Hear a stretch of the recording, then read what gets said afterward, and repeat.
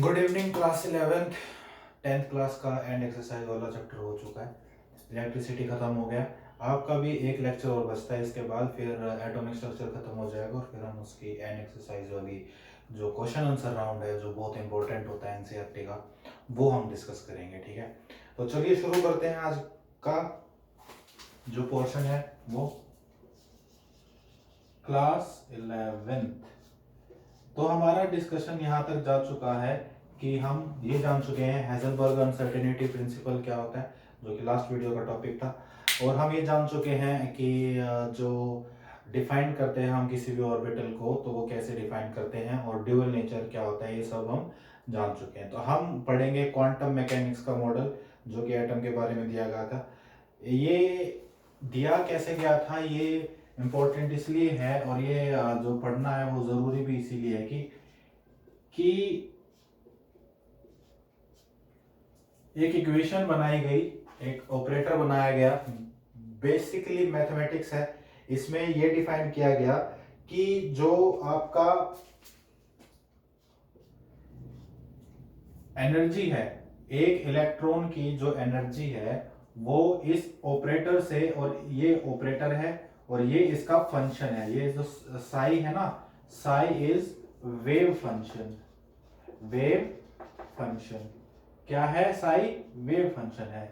तो हम क्या करेंगे, हम जब भी हमें क्या करना होगा, हमें इसको डिफाइन करना होगा कि इलेक्ट्रॉन आखिर कहाँ पर है, या उसकी मूवमेंट क्या है, या वो कितनी स्पीड से चल रहा है, या फिर कौन सी ऑर्बिटल के अंदर है। अच्छा, ये सब जानकारी जब हम लेंगे, मैग्नेटिक क्वांटम नंबर क्या है उसका, एजीमुथल क्वांटम नंबर क्या है उसका, तो ये सब हमें क्वांटम मैकेनिक्स बताएगी। और ये जो है ये प्रोबेबिलिटी को डिफाइन करेगी, अनसर्टेनिटी को भी कंसीडर करके चलेगी। बोहर ने तो ये बोल दिया था कि मैं एग्जैक्ट बता दूंगा, वो भी फेल हो गया, क्योंकि हाइजेनबर्ग अनसर्टेनिटी प्रिंसिपल ने बोल दिया कि ये पॉसिबल नहीं है कि आप दोनों चीजें एक साथ बता सको। तो अब हम क्वांटम मैकेनिक्स के पास गए। क्वांटम मैकेनिक्स बहुत ही एडवांस्ड तरह की फिजिक्स है, जिसके अंदर डिफाइन कर सकते हैं हम इक्वेशंस के थ्रू, हम सारी चीजें, जितनी भी शेप्स हैं, ऑर्बिट की शेप तक आप निकाल सकते हो उससे। ठीक है, तो ये आपका क्लास 11th का जो टॉपिक है क्वांटम मैकेनिक्स, एटम के लिए हम पढ़ेंगे। ठीक है, तो सबसे पहला पॉइंट क्या आता है कि इसके अंदर कुछ पॉइंट्स आए, जैसे कि n की वैल्यू, l की वैल्यू, m की वैल्यू एंड एक s की वैल्यू भी थी, वो आप बाद में कर लेना। ठीक है, वो हम बाद में करेंगे। सबसे पहले इन तीनों का मतलब क्या था, ये है हमारा प्रिंसिपल क्वांटम नंबर n, इसको n से रिप्रेजेंट किया गया। ठीक है, ये हमारा था एजीमुथल क्वांटम नंबर। ये क्या था हमारा? मैग्नेटिक क्वांटम नंबर m, ये हमारा l था। ठीक है, आ गई बात समझ? ये सारी चीजें समझ में आ गई? क्या समझ में आया? अभी तो नाम ही लिखा है कुछ समझ में आने की, इसलिए इसमें है नहीं। तो प्रिंसिपल क्वांटम नंबर जो था वो चीजें हैं जिनसे आप इलेक्ट्रॉन के बारे में बहुत सारी जानकारी दे सकते हो। ठीक है, तो साइंटिस्ट आए, साइंटिस्ट ने इनको डिफाइन किया। सबसे पहले डिफाइन किया प्रिंसिपल क्वांटम नंबर को, n को, जो कि मैं पिछली क्लास में बता चुका हूं। डस्टर कहाँ है?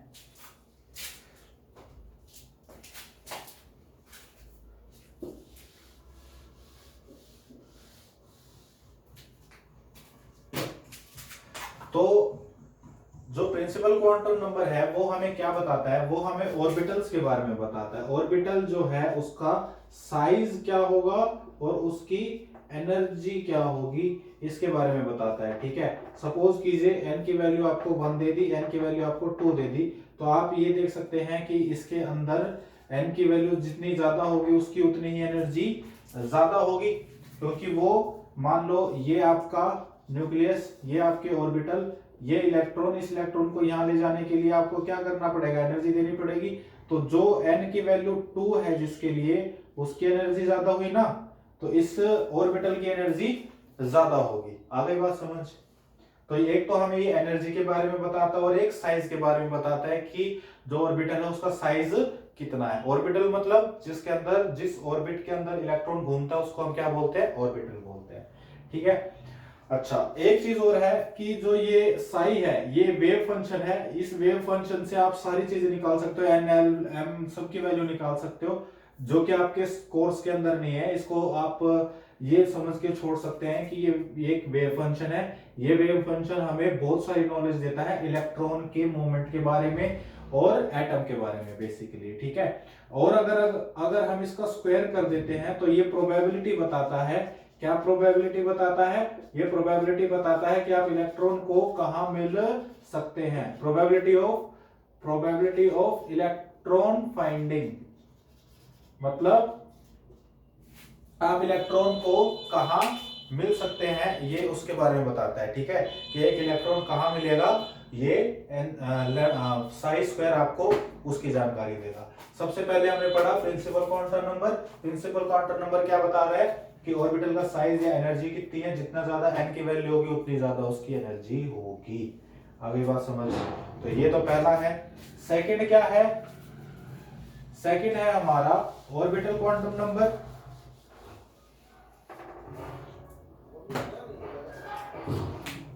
ऑर्बिटल क्वांटम नंबर या एजीमुथल क्वांटम नंबर एल।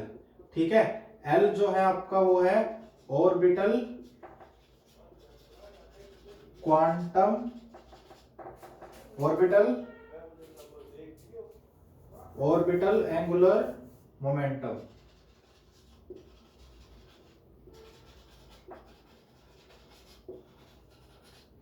क्या बता रहा है ये? ऑर्बिटल एंगुलर मोमेंटम जो है ये आपको सब शेल के बारे में बताता है। वो जो थी ना एन, वो आपकी शेल थी, मतलब बाहर वाली शेल। ये जो है ये सब शेल के अंदर शेल के बारे में जानकारी दे, सेल के अंदर भी जो शेल है उसके बारे में अगर जानकारी दे तो वो आपका एल वैल्यू है। और ध्यान से देखिए, मैंने कल बोला था कि जैसे आप किसी का भी एड्रेस देते हैं तो सबसे पहले आप बोलते हैं कि सिटी ये है, फिर उसके बाद आप उसकी कॉलोनी बताते हैं, फिर उसके बाद आप उसकी गली नंबर बताते हैं। तो आप डी पर जा रहे हैं और उसकी जो पोजीशन है उसको डिफाइन करने की और अच्छे से कोशिश कर रहे हैं, तो वो ये एल वैल्यू है। एल वैल्यू जो होती है वो हमेशा एन वैल्यू से कम होती है, मतलब एन माइनस वन जो है वो आपकी एल वैल्यू होगी। एग्जाम्पल के तौर पे लगा लो, एन की वैल्यू अगर वन है तो एल की वैल्यू होगी 0। एन की वैल्यू अगर 2 है तो एल की वैल्यू क्या हो सकती है? 0 भी हो सकती है और 1 भी हो सकती है। ठीक है, ये पॉसिबल वैल्यूज है। ठीक है, तो हम ऐसे ही डिफाइन करते हैं कि इलेक्ट्रॉन अगर सेकेंड ऑर्बिटल एन की वैल्यू सिर्फ आपको दे रखी है तो एल की किसी भी 0 या 1 वैल्यू में हो सकता है। ठीक है, तो ये है आपका सबशेल या एजीमुथल क्वांटम नंबर बोल दो, या बोल दो आप इसको ऑर्बिटल एंगुलर मोमेंटम या सबशेल। आ गई बात समझ में। फिर उसके बाद आता है magnetic quantum number M.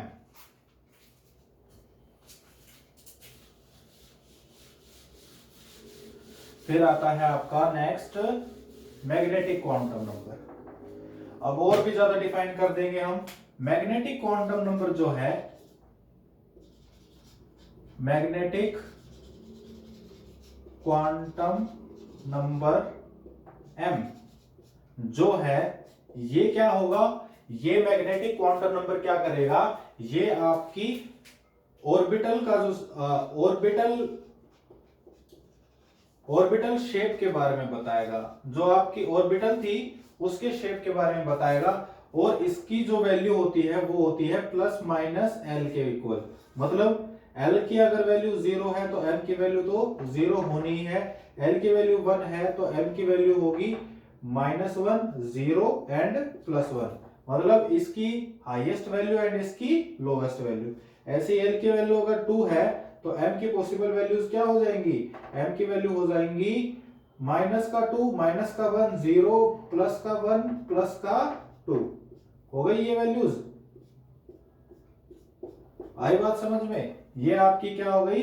M values हो गई। ठीक है, इसको निकालने का वैसे एक तरीका है 2l + 1 से भी आप निकाल सकते हैं। इसमें एल की वैल्यू पुट करते जाएं और वैसे निकाल दें, लेकिन मेरे को ये ज्यादा अच्छा लगता है 2 की highest value and lowest value से आप पॉसिबल एम की वैल्यूज निकाल सकते हैं। ये आपको मैग्नेटिक क्वांटम नंबर है, ये आपको ऑर्बिटल के शेप के बारे में बताएगा। अब अगर ऑर्बिट्स की शेप की बात हो रही है तो सबसे पहले हम शेप ही देख लेते हैं। तो ऑर्बिट्स की कैसी शेप होती है, ठीक है। सबसे पहले आती है एस ऑर्बिटल। एस ऑर्बिटल आती है ना, ऑर्बिट हमारी कौन सी है, एस, एस ऑर्बिट है। एस ऑर्बिट क्या करेगी, एस ऑर्बिट की शेप क्या होगी। अब हम बात कर रहे हैं किसकी, शेप ऑफ ऑर्बिटल्स, ठीक है। तो पहले मैं डिफाइन कर देता हूं कि एल की जो वैल्यू होती है, मैंने बोला था यही ऑर्बिटल होता है, ठीक है, यही ऑर्बिटल के बारे में बोलता है। एल की वैल्यू 0 से स्टार्ट होती है, 1 2 एंड बस इतनी रखो, 0 1 2, इतना ही आपके कोर्स में आगे, ठीक है। 0 की जो वैल्यू है इसको बोला जाता है, जिसके लिए एल की वैल्यू 0 है, एस ऑर्बिटल, ठीक है।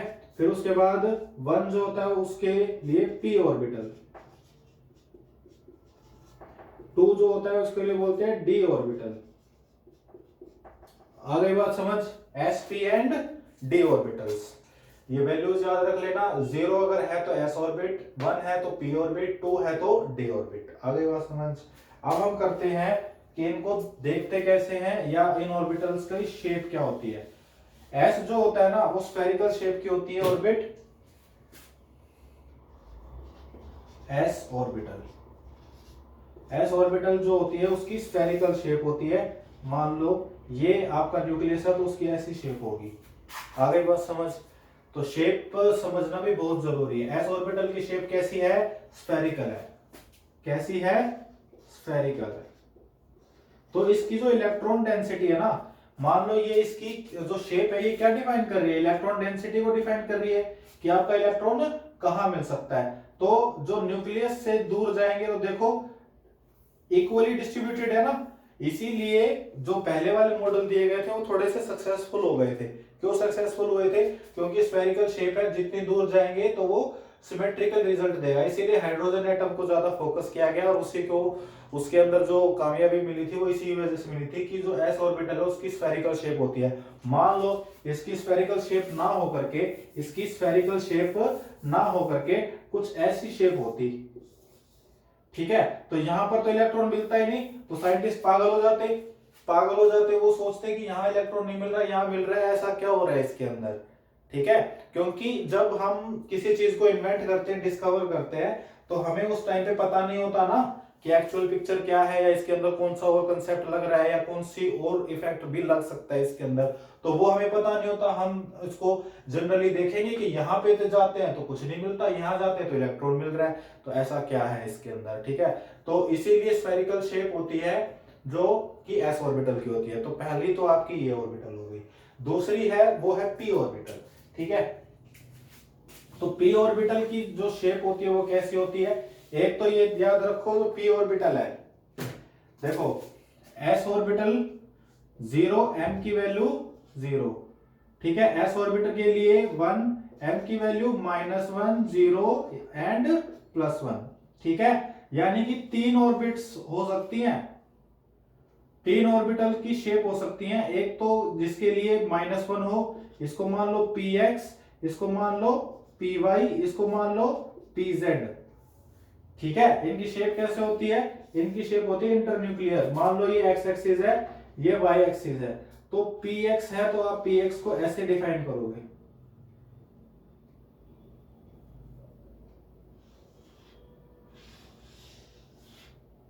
ये आपकी px है, क्या है, px। ऐसे ही py को कर दो, y एक्सिस यहां पे है, x एक्सिस यहां पे है, ये आपकी py हो गई, ठीक है। ऐसे ही pz होती है, ठीक है। 3 ऑर्बिटल्स होती हैं किसके अंदर, p के अंदर। अब आ जाओ सेकंड पे, यानी कि d पे। अब d देखो -2 -1 0 +1 +2, कितनी ऑर्बिटल्स हो गई, 1 2 3 4 5, 5 हो गई ना। तो इसके नाम होते हैं dxy, dyz, dzx, dx² -y² and dz²। कितनी ऑर्बिट है, 5। अब इन सबको मैं बना के दिखाऊंगा। dxy क्या है, dyz क्या है, dzx क्या है, dx² -y² क्या है और dz² क्या है, ठीक है। देखते जाओ बस, समझते जाओ, पढ़ते जाओ। इसके बाद सिर्फ इलेक्ट्रॉन की फिलिंग करवानी है आपकी, कि इलेक्ट्रॉन्स को फिल कैसे करते हैं, और फिर उसके बाद बस हर्ट्ज-डिकर रूल और ये सब की भी इलेक्ट्रॉन्स को कैसे फिल करते हैं वो समझाना है, फिर ये चैप्टर खत्म हो जाएगा, ठीक है। और फिर उससे अगली जो वीडियो आएगी उसके अंदर एंड एक्सरसाइज के क्वेश्चंस कर लेंगे, क्वेश्चन से ज्यादा समझ में आता है, ठीक है। dxy क्या है? dxy जो d ऑर्बिटल होती है उसकी dxy बना दो, ये x एक्सिस, ये y axis. Electron density x और y के बीच में होगी। इंटरन्यूक्लियर जो ये एक्सिस है, बीच के इन दोनों एक्सिस के बीच में इलेक्ट्रॉन डेंसिटी होगी, ऐसे बटरफ्लाई शेप, ठीक है। ये आपका dxy हो गया।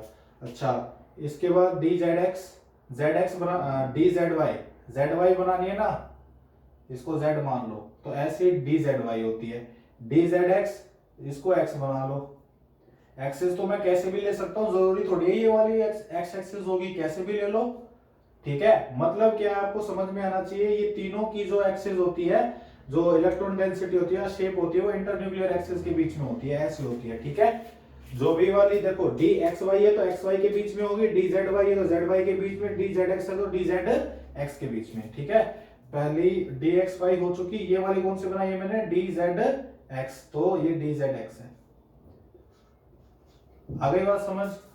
तो ये है ऑर्बिटल शेप्स, दो रह गई, dx square minus Y square and dz square. ये थोड़ी डिफरेंट होती है, dx square minus Y square, dx square minus Y square, ये बनाएंगे हम।